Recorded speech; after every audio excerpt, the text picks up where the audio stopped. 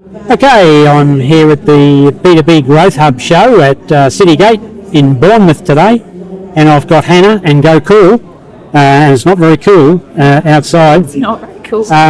Here at the show as exhibitors. So, welcome guys, and just share with me what is it that you guys do? Okay, we are a cybersecurity specialist, helping small medium enterprises from cyber criminals, from financial and reputational damage. Okay, so that's a pretty topical subject at the moment. Can you give us any quick case studies of someone that you perhaps worked with where your solution has stopped their pain? Does anything spring to mind immediately? Today, Today or in previous times? in the previous times, I'm an accountant. They are one of the most targeted cyber. Accountants are highly targeted by cyber criminals because of the data they carry.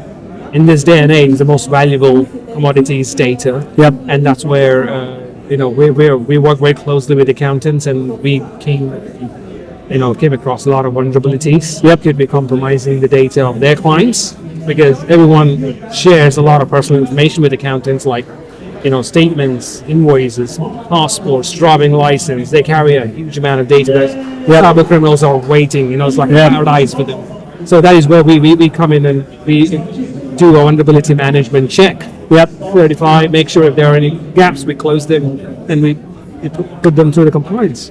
Do you have to be any size of business in order to use your service? No, absolutely not. We have some customers that are like one-man bands. We work with small and medium-sized enterprises, normally up to about 2,000 seats, but all our solutions are extremely scalable, from one user up to tens of thousands. It's for everybody. Okay. And is there a common attack thread where you get any warning of what you shouldn't have done, like open emails with attachments? And is there any one little tip that you would share with someone not to do? What not to do? Don't click on anything you're unsure about. Think twice before you click, because I think these attacks are getting more and more clever. They're looking more and more like you would expect to see some of your bank would send you. And if you get that slight niggle and you think, actually, just don't do it. It's best to check. Do it and be sorry. One of the things I was told was to have a close look at the email. And if it looks like a dodgy email, it probably is. Check how it's spelt, check if there's numbers instead of letters, if it's going to a personal name. And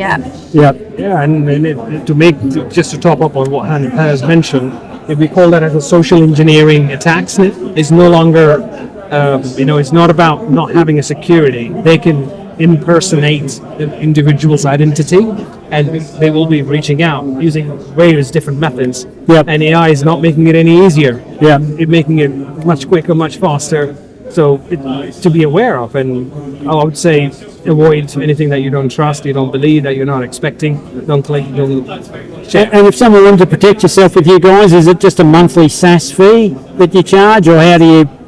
That's correct. Yeah, we have packages. Starts from £25 a month. Okay. User all the way up to 125, and we can customize it based on the industry where that business is and what kind of threats they might be experiencing, or what kind of support they would need, SLAs and all of other things. It's a scalable, just monthly subscription. So there you go, folks.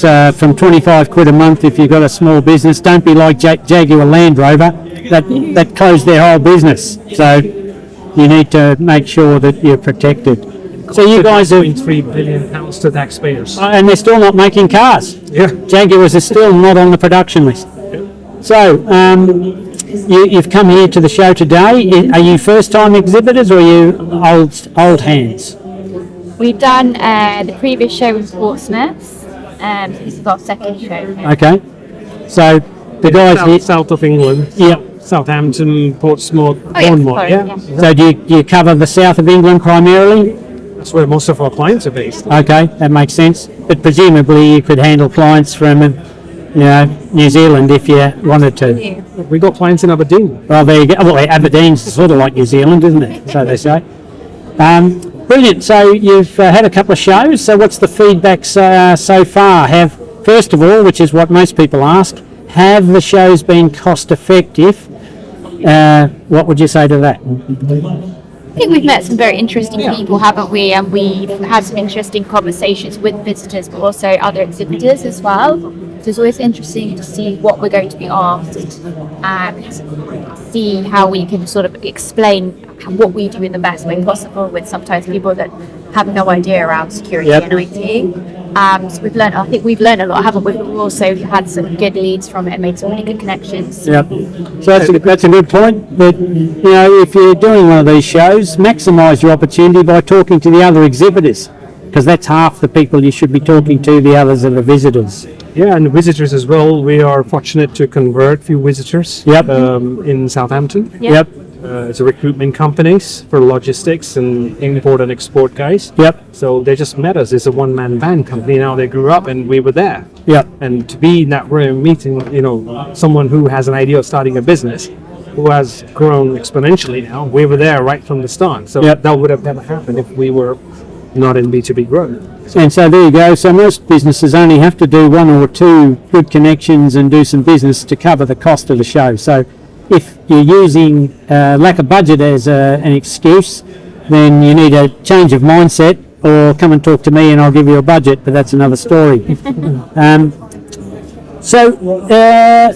had some interesting conversations so far at this event today. Does any one conversation stand out? If so, why? Actually, I met a brilliant recruitment company, an amazing lady, I think it's Catherine.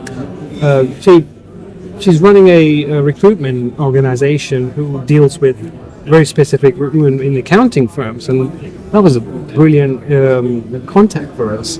And we exchanged a lot of information between both organizations, and she was very much concerned about the data they're holding in their database. Yep. And we were able to point her in the right direction within 15 minutes. We just gave her the framework that what she would be doing. Usually what we do is we just put ourselves in their shoe and look at, I'm a recruiter with an IT hat on. What do I need? Compliance. Where's my framework? Are we compliant? We'll do just process of elimination, and these are your gaps.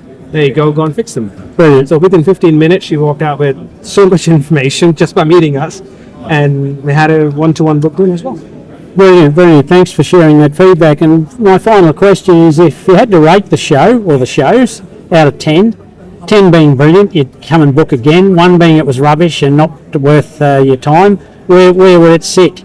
Yeah, a 10, wouldn't it? 10? You're both on a 10. Well, that's encouraging. All right, it's great to meet great people. All we need is just the beach view. There we go. So Hannah and Gokul, so lovely to meet you today, and I hope the rest of the day goes as well as what the first part has. Thank you. Thank you. Thank you very much. Cheers.